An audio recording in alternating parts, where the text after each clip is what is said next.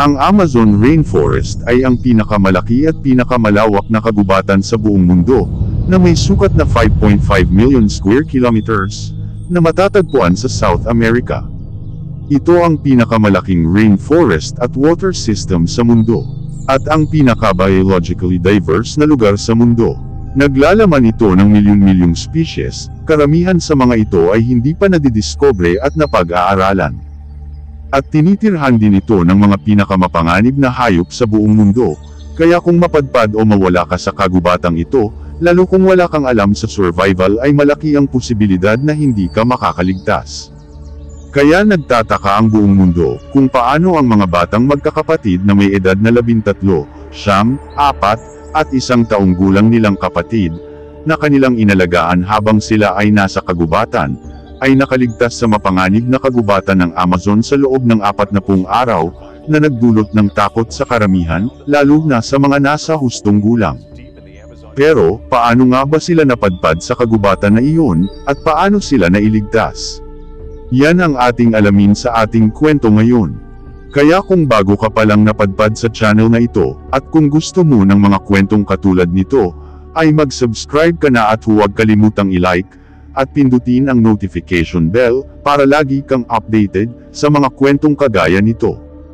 Ang mga magkakapatid na sina Leslie, 13 taong gulang, Sol Aina, 9 na taong gulang, Tyne Noriel, 4 na taong gulang, at Christine, 1 taong gulang, ay naglakbay sakay ng Cessna plane kasama ang kanilang ina mula sa Amazonian village ng Araraquara, patungo sana sa bayan ng San Jose del Guaviare ng bansang Colombia.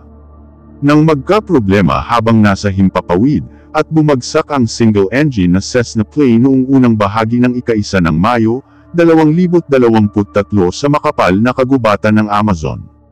Sa lakas ng pagbagsak ng eroplano ay nawasak ito, at ang mga ibang sakay nito ay malubhang nasugatan at nasawi, kasama ang piloto. Ang ina ng magkakapatid ay malubha ang natamong pinsala. Ayon sa kwento ng mga bata, nabuhay pa ang kanilang ina ng 4 na araw, at bago namatay ang kanilang ina, ay sinabihan sila na iwan na lang siya at umalis na sa lugar na iyon, at iligtas ang kanilang sarili.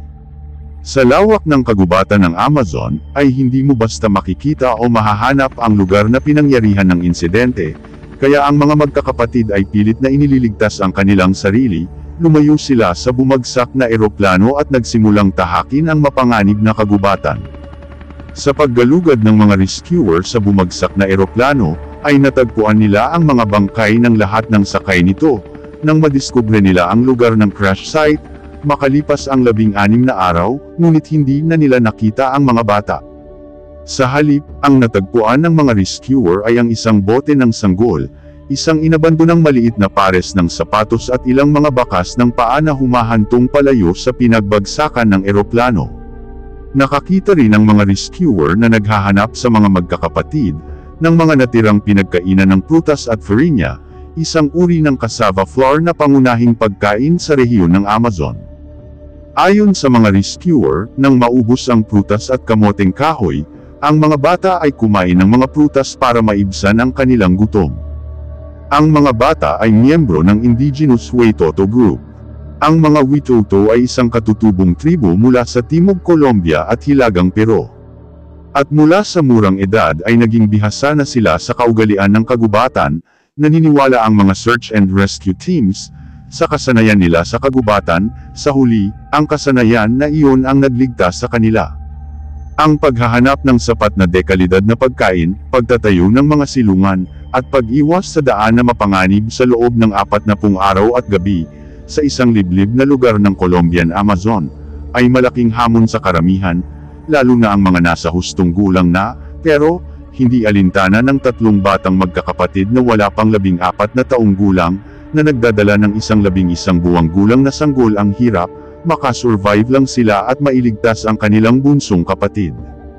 Ang background ng mga bata ay nangangahulugang alam nila, kung paano mabuhay sa gubat, kung paano kumain, kung paano uminom, manatili laban sa nangangalit na kagubatan, at kung paano protektahan ang kanilang sarili mula sa malalakas na ulan. Maswerte pa din ang mga bata, dahil ang mga prutas sa kagubatan sa panahon na iyon ay sagana, at malaki ang naitulong para tumagal at mabuhay sila sa loob ng 40 na araw. Paano nga ba sila natagpuan? Isang malawakang rescue operation ng bansang Colombia ang isinagawa para mahanap at matunton ang kinaroroonan ng mga bata. Lahat ng makabagong kagamitan, eroplano, mga sundalo ay ginamit na, pati na rin ang iba't ibang indigenous groups ay tumulong na rin sa paghahanap. Ang Colombian Army at mga indigenous groups, dalawang grupo na pinakamahusay ay nagkasundo at nagtulungan para masagip ang mga bata.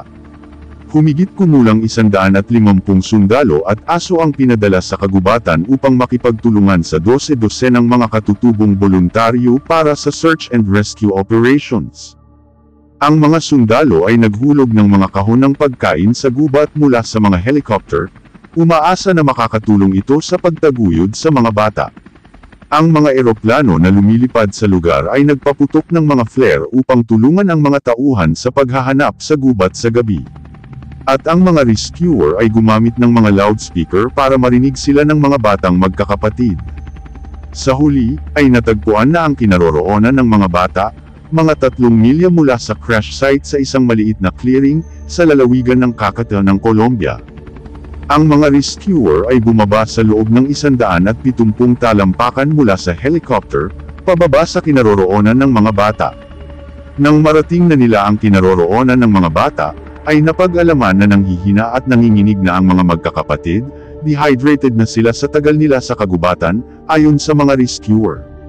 Ang kanilang lakas ay sapat na lamang upang huminga o maabot ang isang maliit na prutas upang pakainin ang kanilang sarili, o uminom ng isang patak ng tubig sa gubat. Napakakapal ng kagubatan kung kaya't hindi na makalapag ang helicopter ng mga rescuer at kinailangan nilang hilahin ang mga bata sa pamamagitan ng lubid, at isa-isa nila itong hinatak pataas.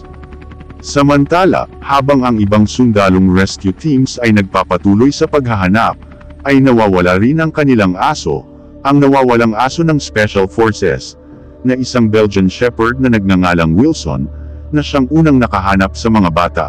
Ngunit nahiwalay sa mga pangunahing search and rescue team, ang aso ay nanatili at binabantayan ang mga bata at naging tapat nilang kaibigan, bago ito nawala sa kagubatan. Kung isa sa alang-alang ang mga hirap at pagsubok na pinagdaanan ng mga bata sa kagubatan, ay nasa mabuting kalagayan na sila ngayon. Ayon sa pangkalahatang direktor ng Colombian Institute of Family Welfare, nang iligtas nila ang mga bata, ay nahihirapan na silang magsalita, nanginginig na at mahinang-mahina na sila. Kaya binigyan nila ng oras para kumain, mag-recover at magpahinga. Dinala sila sa ospital at inaasahang mananatili sila sa ospital ng hindi bababa sa 2 linggo, para makapag-recover. Ayon sa isang rescuer, ang unang mga salitang sinabi ng panganay nang sila ay mailigtas ay, "Nagugutom ako." Ang isa sa mga batang lalaki ang nagsabi sa mga lokal na media na patay na ang kanilang ina, 4 na araw pagkatapos bumagsak ang kanilang eroplano. Ikaw, kaya mo bang mabuhay sa kagubatan ng matagal? Ano ang masasabi mo sa ating kwento ngayon? Mag-comment ka lang at ating babasahin, at muli, hanggang sa susunod pa nating kwento.